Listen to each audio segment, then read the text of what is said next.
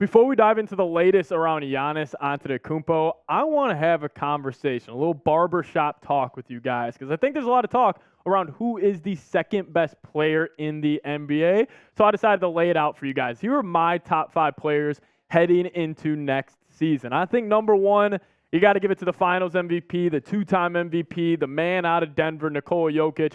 I think he's earned that title. He had an incredible playoff run. I think no doubt he deserves that top nod heading into next season. But number 2, I think it's up for debate. I would actually go Giannis, who we're going to be talking about on today's show. And then 3 for me, I think it's got to be the guy who won Finals MVP last season. I would have to go Steph Curry as the 3rd best player in the world right now. And I also still got to pay my respects to Kevin Durant, the 7-foot sniper, the true definition of a 3-level scorer at the forward spot. I still go KD at 4. And I understand Luka has maybe not made an NBA Finals like other guys here in the NBA, but I think my eyes don't lie with him. So I would have him as my 5th best player in the NBA. But I want to ask you guys, I think undisputed, it probably goes Nikola Jokic as the best player in the NBA. So I want to ask you, who is the 2nd best player in the NBA? I'm going Giannis, and that's what we're going to be diving into on today's show. But let me know, who is the 2nd best player in the NBA?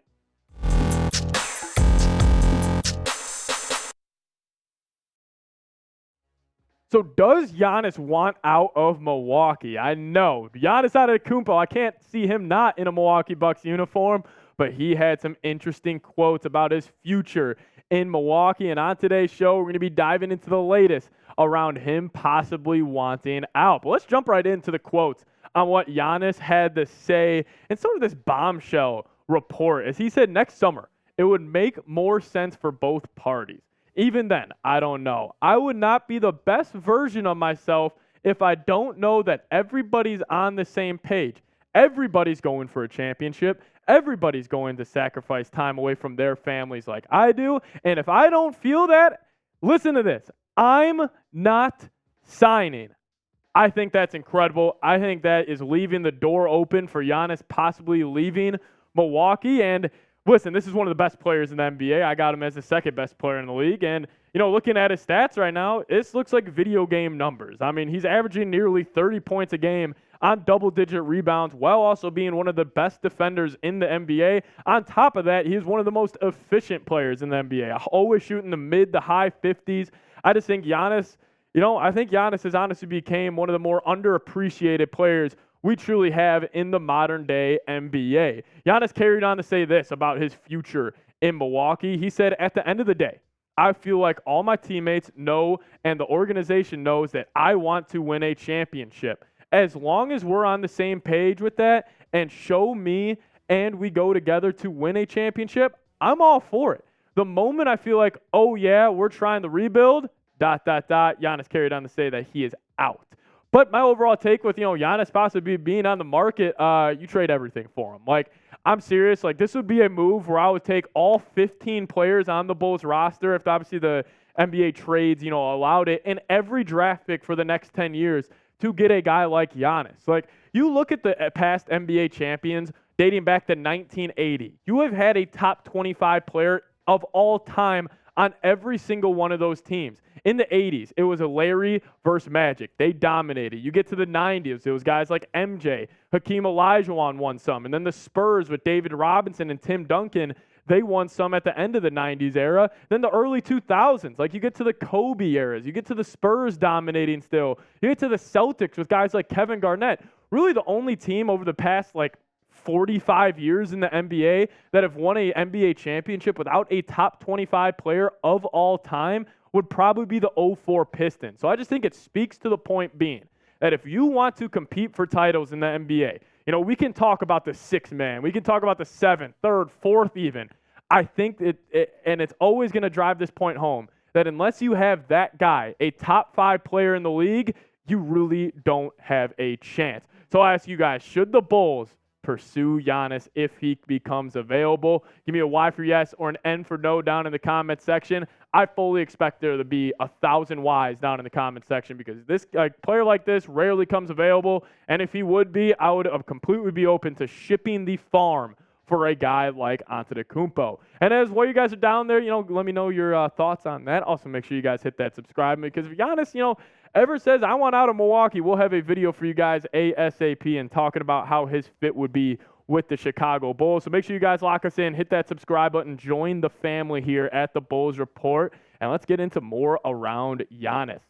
So overall, I think Giannis has honestly became underrated. I think in the NBA more than any other sport, I think recency bias is a hell of a drug. And obviously with Nikola Jokic just absolutely dominating the field in this past year's NBA playoffs, I think we forgot about what Giannis did, just 2 years before. I mean, back in the 2021 finals, this is ridiculous. Like, absolutely ridiculous. The man averaged 35 points a game, over 13 rebounds, 5 assists, while being an elite two-way player with 1.8 blocks per game. If you guys remember in that Game 6 closeout in Milwaukee, he had a 50-piece. He dropped 50 in a closeout game. I think people really forget about that. And also in that game, he shot 15 of 17 from the free throw line. Probably Giannis's biggest weakness turned into one of his biggest strengths in the game's biggest moments in Game 6 of an NBA Finals. I mean, these stats you see on your screen right now are just frankly ridiculous. So I'm going to go over 5 reasons now on why I truly think Giannis is great. And I think he's an all-time talent. I think he's got top 10, potential of all time. It's just going to come down to the accolades and see if he can really get it done. But number one, he's an elite slasher. Like, I always kind of, whenever I'm watching the NBA, especially nowadays, like, I always try to, envision myself in a player's body on the court. I can just imagine you see 7-foot Giannis running at you on the fast break. It's got to be one of the scariest sights to see in the league. So overall, he's an elite slasher. He's elite at getting to the rim, uses his physicality really well to do so. So overall, I do think Giannis, if I had to say, kind of one thing that kind of sums up his game well, he's an elite slasher, and then he's also a great defender. I think Giannis is one of those guys, it's very rare, where you can truly guard 1 through 5 in the modern day game. And I don't think that gets kind of appreciated enough. I mean, his career defensive rating is fantastic. Per 100 possessions, his defensive rating is 104.5. And on top of that, he's averaging 1.3 blocks per game. So he's one of those guys, you can switch him out to a point guard. You can have him protect the rim. You can really have him play any sort of type of basketball on the defensive side of the floor, and he will do that with an A-plus rating. I think Giannis, I swear he's become underrated almost. As we're talking about, best players in the league, I feel like people are almost leaning towards guys like KD, Luka, when it's like this guy just did it a couple of years ago. I got 3 more reasons on why I think Giannis is honestly just an all-time great basketball player. But first, I want to tell you about this great deal we have going on right now. And if you guys head to chatsports.com/Bulls combo, you can get these 2 t-shirts for $20 off. I'll make sure to put that link for you guys in the comment section, but also in the description of today's show. My man Tex and I were talking before we hopped on here. I think these are pretty sweet. I think these are 2 of the coolest shirts you could get for the Chicago Bulls. So if you guys want to take advantage of that deal, head to chatsports.com/Bulls combo.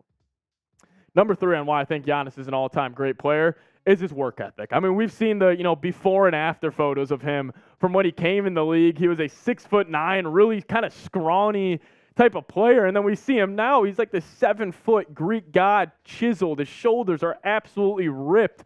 But I think the number one thing that I kind of point to is his, in terms of his work ethic, was he's gotten way better at shooting the basketball, and especially at that free throw line. Like I mentioned before, him going 15 to 17 in the NBA Finals in a closeout game at home, I think that honestly gets not talked about enough. But his free throw percentage, obviously this past year, which I do think Giannis, maybe he didn't take a step back this past season, but maybe he kind of had a championship hangover a little bit. But, I mean, it's gotten better almost every single year. And the fact that in 2021, Giannis was shooting 72.5% from the free throw line, I would have honestly never imagined that. Number 4 for me on why I think Giannis is great, he does the little things. Most of these great NBA players, I'll take Steph Curry as an example here. Steph Curry, does he do the little things on both sides of the floor? Not necessarily. It's not like Steph is the guy, diving on the floor for loose balls. He will if he has the opportunity to, but Giannis takes that with a sense of pride. Giannis is the guy that I want to be the vocal leader. I want to be the guy doing all the little things. I want to be doing the grit work.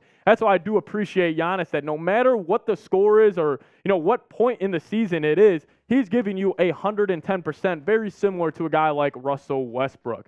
Number 5 might be my favorite reason. I think Giannis is the easiest player to play with in the entire NBA. Because of what he does on the defensive side of the floor, you have that defensive anchor where you don't need to necessarily be the best defensive player on your team when you're playing alongside a guy like Giannis. And if I had to pick one player in the NBA that I would personally want to play with, it would be Giannis. I'd probably either go Giannis or Jokic as two guys that I would absolutely love to play with, but I would probably have to give the nod to Giannis because also, Giannis isn't taking a shot at the end of the game, and maybe you can view that as a negative for his game, but I honestly view that, if I'm another player, as a positive because, you have a guy that's going to carry the load for the majority of those 46 minutes, but it's when at those last 2 minutes and you got to go get a bucket, Giannis will be more than okay, and he'll be more more humble enough to, give up that final shot. We've seen a guy like Chris Middleton take advantage of that in the NBA Finals. Even though Giannis was averaging 35 and 13 and dropping 50-point games in the closeout, Chris Middleton still was the guy with the ball in his hands, creating that last shot. Very similar to what LeBron and Kyrie had in Cleveland. So personally, I would love to play with Giannis. I think it'd be incredibly easy to play for just because of what he does on the defensive side of the floor, but he's also a tremendous playmaker, and I think he's an extremely selfless basketball player, which I think speaks to his greatness. But that's going to wrap it up on today's edition. Sorry for about that, of the Bulls Reports. If you guys made it to the end, give me a C-Red down in the comments section so I can know who all the real ones are and who watched us all the way to the end of today's show. We'll see you guys next time. As always, go Bulls.